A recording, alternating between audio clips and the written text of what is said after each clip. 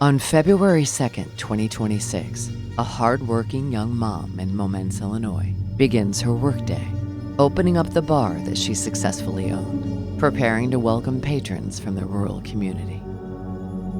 But the first person that would enter the bar on that cold Monday morning would ultimately be the last. This is the case of Courtney Drysdale. Hi, everyone, and welcome to episode 29 of Crime Cave. I'm Christy, and as many of you know, I took an extended hiatus from the podcast for a while, but I'm glad to finally be back.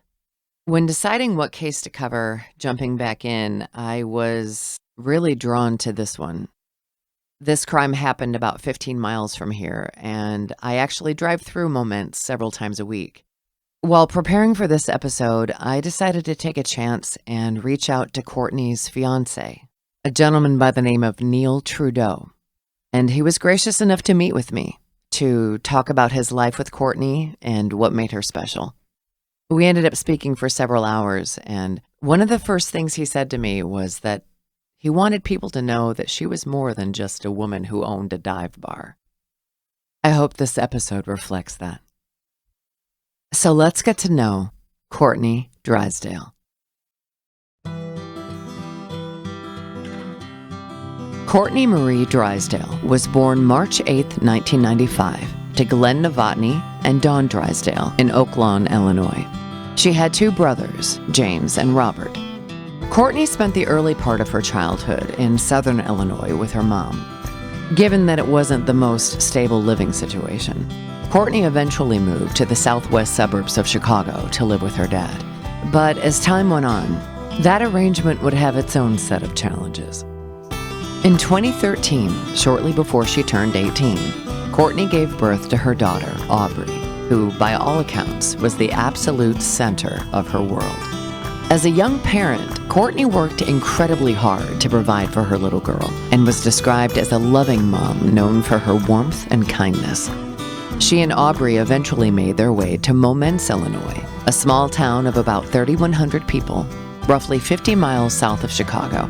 It's known for its annual Gladiolas Festival, and the nostalgic downtown area was featured in the 2002 film Road to Perdition, the fourth season of Fargo, and most recently in the Netflix series Monster, about serial killer Ed Gein. By 2017, 22-year-old Courtney was laying down roots in the community, earning her living as a reliable and trusted employee at a popular bar in Momence called Cavaliers.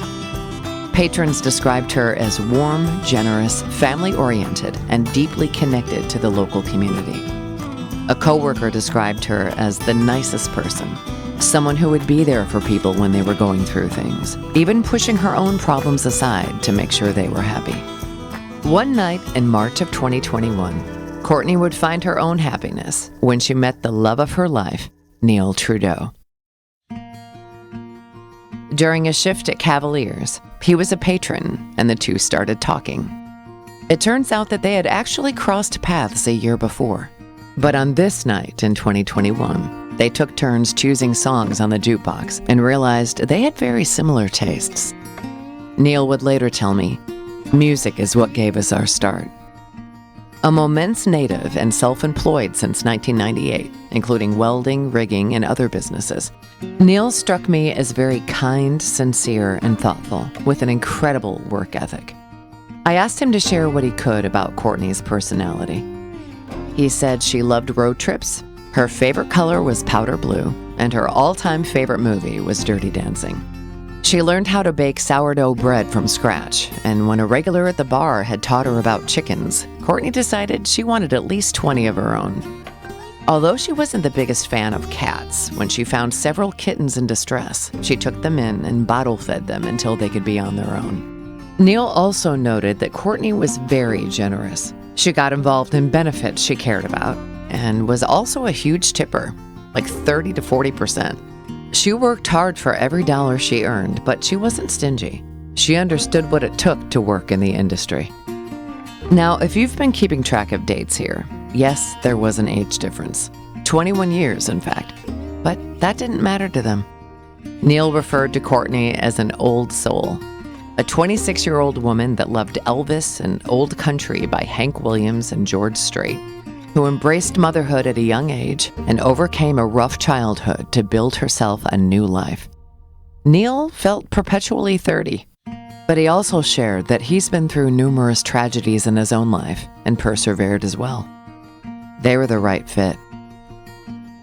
By 2022, the couple was preparing for the future. And with Neil's encouragement, Courtney bought Cavaliers after working there as an employee for 5 years, renaming it The Line, as it's literally 73 feet from the Illinois-Indiana border. Courtney was adamant about the choice of name, often saying, "State line or die." Her fierce drive and hard work had paid off. Online reviews of The Line described it as an unpretentious bar known for its welcoming atmosphere and friendly staff. Courtney's bar became a major part of her life. She took pride in her establishment and enjoyed the company of all who came there. Her relationship with Neil was also thriving. While Courtney operated her bar, Neil would continue with his welding business and a couple of other business ventures. The two made sure to make time for travel as well and would just jump in the Jeep and go. When exploring new places, they went more for the sights than the party. They were just happy to be there. And Neil had given Courtney a map of the U.S. as a Christmas gift. They enjoyed Las Vegas for the people watching and the shows, especially Cirque du Soleil, and hitting as many national parks as they could. Neil recalled an especially memorable trip where they drove out to the Bonneville Salt Flats in Utah, slept in the truck, then drove across the desert to Lake Tahoe in Yosemite. Key West was one of Courtney's favorite places.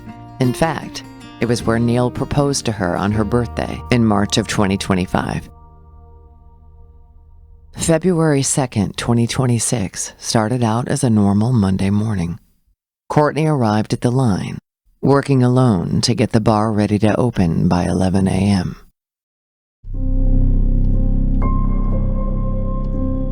While Neil was working in a south suburb of Chicago, he received a phone call. Just before noon, Kankakee Sheriff's deputies had arrived at The Line for reports of a possibly deceased person inside.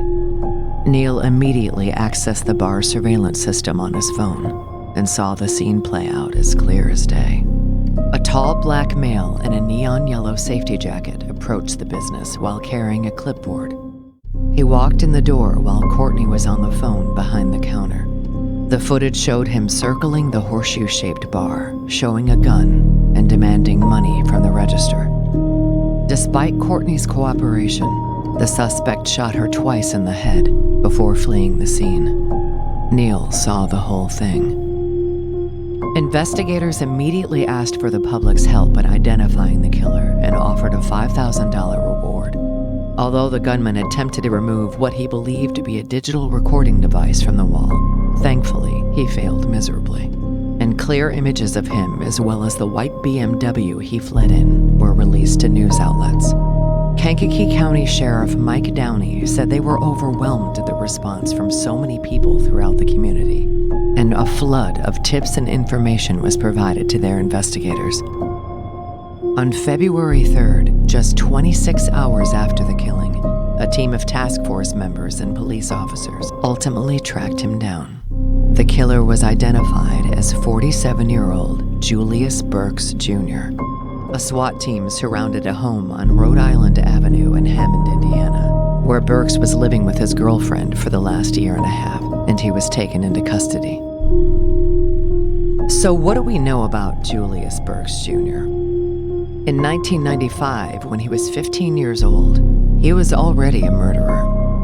He pled guilty to 2 counts of felony murder in Illinois and was sentenced to 37 years in prison. But it's no secret that Illinois is notoriously soft on crime. And in the 90s, they were still implementing their day-for-a-day credit system, meaning many people convicted of certain crimes can earn 1 day of sentence credit for each day actually served, if they maintain good behavior while incarcerated. Yes, even a convicted double murderer like Burks. He ended up serving just over half his sentence, and in a little over 18 years, he was out, roaming the streets. Rather than taking advantage of this fresh start, Burks continued to wreak havoc wherever he went. In 2014, he pled guilty to a battery case and completed supervised release. In late 2025, he was reportedly arrested in Indiana for residential burglary involving an ex-girlfriend's home, and was out on bond when he entered Courtney's bar that fateful day in February. Investigators found that February 2026 was not the first time the killer and Courtney had crossed paths. They discovered that Burks and Courtney had worked together briefly at that location back in 2019, when it was owned by someone else. Burks was fired for stealing money from the cash register, which Courtney reported to the owners. Now, Kankakee County prosecutors suggest they believe the killing appears targeted, but Neil says he's not so sure. Burks is a career criminal who still has ties to Momence. He's been perpetrating crimes all over the far south exurbs of Chicago and northwest Indiana for years. Burks pled not guilty and demanded a jury trial. So we'll have to wait for answers in regards to his actual motive. A status hearing is scheduled for October of 2026, with the trial beginning in November. But more importantly, I'd like to focus on Courtney's loved ones who are left to pick up the pieces. Neil had planned to adopt Aubrey after he and Courtney married on July 25th, 2026. However, Aubrey now lives out of state with Courtney's brother and his wife, where she has both a father and mother figure in the household. But Neil remains a very important and supportive person in her life.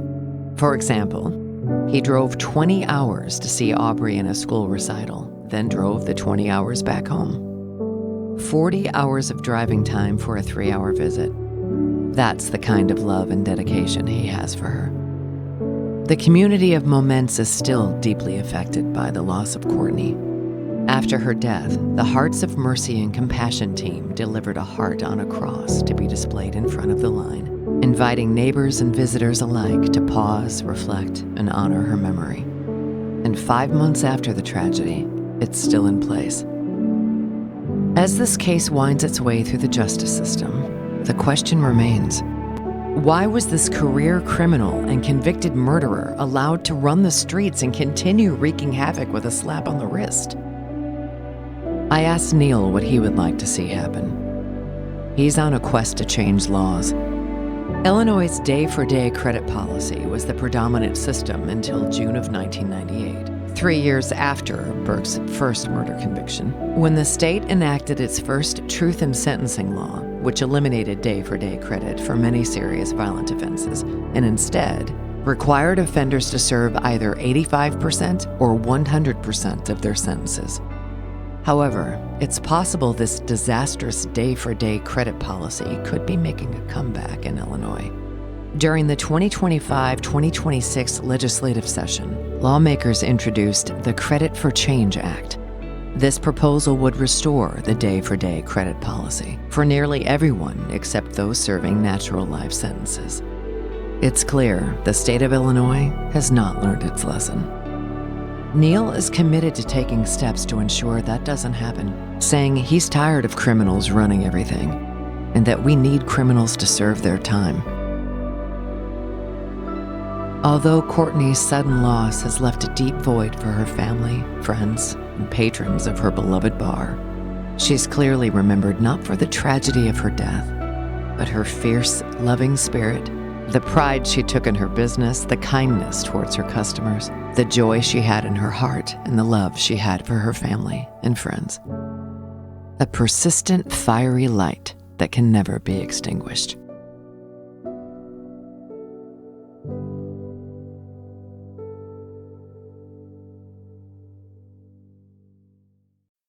Thanks for joining me. This episode of Crime Cave has been brought to you by Fortress Defense Consultants, providing security consulting for educational institutions, corporate facilities, and houses of worship, as well as pepper spray, situational awareness, and defensive firearms training for police and private citizens. Find Fortress on the web at fortressdefense.com.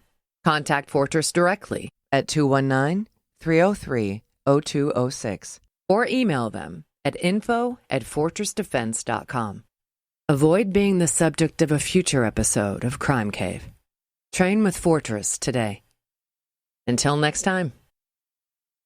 Hey, everybody, it's Ray the Roadie. And this is Hollywood Mike with the Rock and Roll Chicago podcast, coming to you from the Illinois Rock and Roll Museum on Route 66 in Joliet, Illinois. Where once a week we are interviewing local musicians and singer-songwriters, and the podcast itself covers a wide range of topics, including, but not limited to, the history of rock and roll in Chicago, the current state of the scene, and the challenges and opportunities facing musicians today. So join us every Tuesday for a new exciting episode of the Rock and Roll Chicago podcast.